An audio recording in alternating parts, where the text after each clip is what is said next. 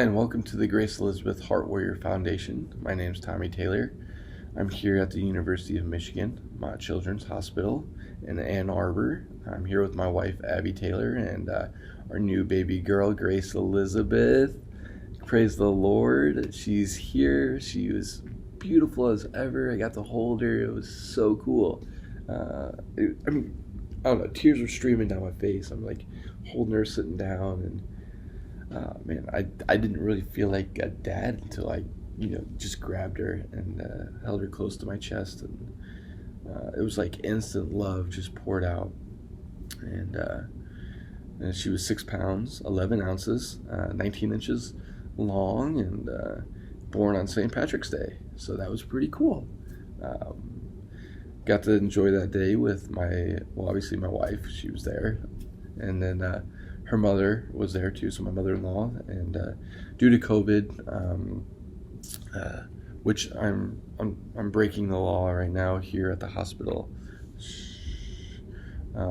we were only allowed to have one other person with us through this whole process. Actually, only one person can be on the sign-in sheet, and once they're on, you can't have anyone interchange. So that's kind of sad. Because we don't get a lot of visitors here in Ann Arbor, but that's why I'm here today. I kind of want to share with you guys what's going on and give you some understanding of our background of why we are at the University of Michigan Hospital. So about 20 weeks into our pregnancy, my wife and I found out that our baby had a congenital heart disease. Specifically hypoplastic left heart syndrome, HS for short. And what that means is in your heart, you've got a left ventricle and a right ventricle. Both of them pump blood throughout the body. One pumps blood oxygen, and the other one pumps regular blood, just throughout the body as well.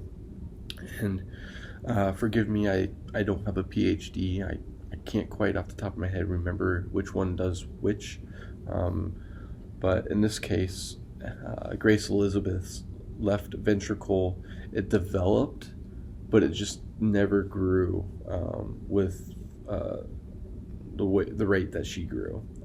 So sometimes you get that, and sometimes they just don't develop at all with hypoplastic left heart syndrome. And so unfortunately, her left ventricle didn't fully develop, and so the doctors have a plan, and they've been doing a specific type of surgery for hypoplastic left heart syndrome babies since the late 1980s. I believe the first surgery they did was on a gentleman who might be 37 now. They informed us that he played college baseball, so that's pretty neat. And they are the leaders, the premier place to be when it comes to doing this type of surgery, as they basically founded the surgery, and they've been doing it ever since. And we've got a great doctor, Dr. Romano, who's going to be doing our baby's heart surgeries. And with that, you can imagine the opportunity to just think about being a parent is kind of limited during pregnancy, right? You're kind of caught up on, being there and being strong for your baby, and what can you do to have the best possible outcome. And, sometimes people worry about financials, or, maybe you're just worrying, what are the next steps, because you're meeting so many new people, and doctors, nurses, specialists, OBGYNs, and just nonstop new people, and you hear all this information, and it's just, this information just gets flooded in, and then they give you a stack of papers that you need to read about what's going to happen, and you got to sign a bunch of things, and it's just very, very overwhelming. And I like to joke with my wife when she was pregnant and had the baby. I could feel myself also having like a little food baby, because I was stress eating, and I joke with that, but I really do need to work out. My wife would probably appreciate if I did as well. So, um, babe, I love you. You did an amazing job with the pregnancy. You're really strong, and I couldn't be more proud with my wife on how she's handled everything. And she's just been very strong through this whole thing. And as hard as it's been for, I can imagine any family to go through this. I felt like we've kept our composure pretty well because we've had a lot of support from friends, family, coworkers, church members, pastors, and it's been unbelievable the outpour of love and support that we've got, and the connections. And so thank you guys very much, and thank you guys for constantly connecting with us and just checking in on us. And yeah, it's been a long journey to this point, and now that we are here, the doctors had a plan. The original plan was to have 3 open heart surgeries. First surgery was to go off and within the first week of the baby being born, Grace Elizabeth, that is, and after that first surgery, she would go into her second surgery 4 to 6 months down the road, depending on her growth.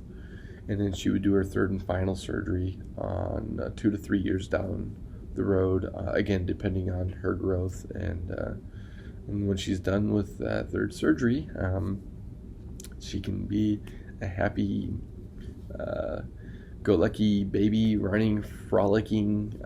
She wants to play D1 soccer like her dad wants her to do. Then, by golly, go do that and have fun and just enjoy life. If she wants to stay home, or she wants to be a ballerina, or she wants to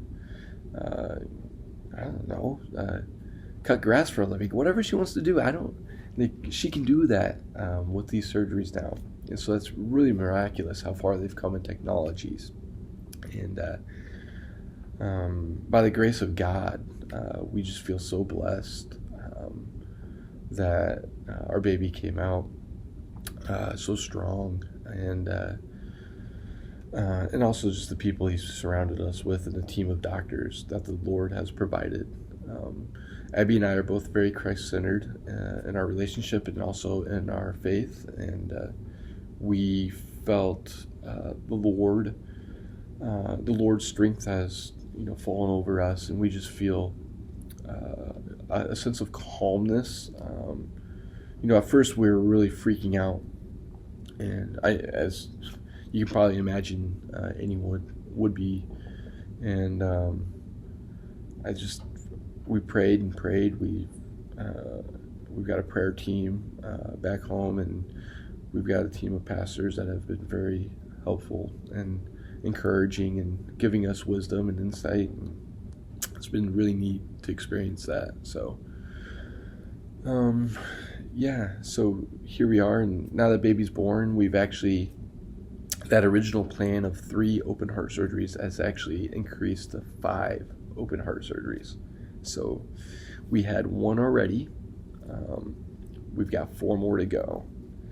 And the reason we had to do 2 additional heart surgeries is because of some complications a little bit with high heart rates, low blood pressure, and high respiratory going on. So they need to get some of those things settled down before they can really go in and start doing the overall overarching main heart surgery that they had planned to do. And as I mentioned, coming out of those, she'll be able to do whatever she feels free and wants to do, and we're going to be with her by her side, and excited to be mom and dad. So thank you for visiting Grace Elizabeth Heart Warrior Foundation, and thank you for all of you who have supported us through this journey. And for those of you who are considering supporting us, there are a couple different options that some individuals have set up for us. They should be down below. I know someone set up a meal train for us. Someone is linking a Venmo and a PayPal account as well for us that will be funded into a bank account for Grace Elizabeth. And I'm working on that actual bank account actually right now with this nonprofit, Grace Elizabeth Heart Warrior Foundation. I'm setting up this nonprofit so that way we can help, financially, I guess, with baby Grace, and also I don't want it to be just a take from our side. Abby and I are both really passionate about giving, and we want to also be a resource and a guide and a light to other families who may be going through similar experiences. And so we want to use this foundation to do that. And so don't think that your support is just stopping with us. It's going to be able to help support other families that may be in need or are scared or is just unsure, and be a resource for that. And so we just ask mainly really prayers. Abby and I really would love to have prayers. You can pray for wisdom as parents and strength with baby Grace as she goes through her surgeries, and healing, and the strength with doctors and their steady hands. And you just pray that we put the right people around us, and pray for any evil spirits to be removed from the situation, and just God's strength. So that's all we can really ask for, and that's all we really want to share with you guys today. And I will be linking some videos as well, just along Grace Elizabeth's journey as she goes through this process. So stay tuned. Check back with us here on this channel, and I'll have a YouTube channel created, and you can witness some of the cool, unique, and powerful workings that the Lord is doing in our lives, and the testimony that He's providing and laying the path for in Grace Elizabeth's life as well. So thank you guys in advance for your support, and we really, really appreciate it. It does not go without notice from Abby and I. We very much appreciate all of you, and we love you, and thank you guys very, very much. So we appreciate everything that you've done for us, and those who have provided meals already, thank you, and monetary funds, thank you. Very, very much appreciated. They're going to go a long way. So have a blessed day, and we hope to speak with you soon. Thank you.